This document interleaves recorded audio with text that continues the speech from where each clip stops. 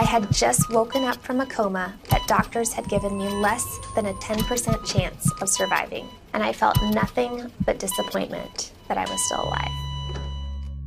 When I was 21, I was a senior in college, going to a small school in Grand Rapids, Michigan. I was married at the time, and my whole world kind of started to unravel. I started getting more and more depressed and just overwhelmed. I was taking a really heavy course load. I started dressing in all black. I stopped sleeping, stopped eating. I lost like 30 pounds in a month, and I was just a mess. I also started having all of these flashbacks to some abuse that had happened when I was a child. The abuse went on for about 4 years. It was incredibly terrifying. My solution was that a God that was real wouldn't have let any of that stuff happen to me, and in the absence of God, life had no meaning.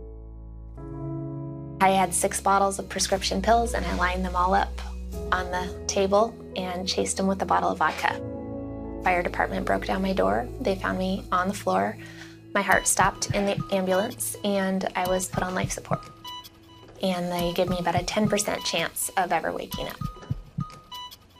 When I woke up, all I felt was disappointed that it didn't work.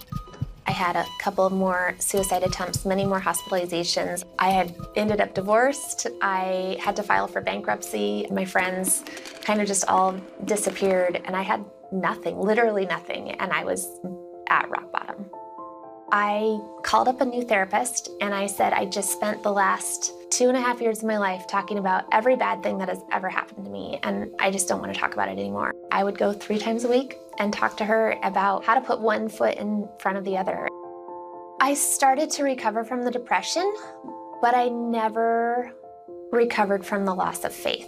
I met Chuck, my husband. I loved him so much, and we were great together, and we had a great life. And yet, even with everything that we had, it always felt like there was still something missing.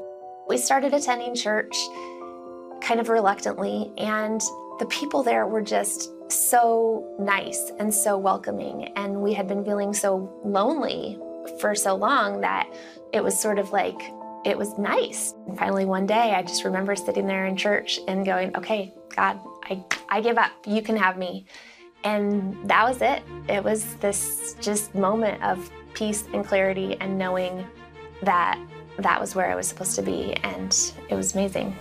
It was almost like I had been standing in front of a tapestry, you know, and I was this close and I couldn't see the whole picture. But when God pulled me back and I was able to see that, you know, through everything that I had gone through, He was always putting the right people in the right place at the right time. There is hope, even if you can't see it right now.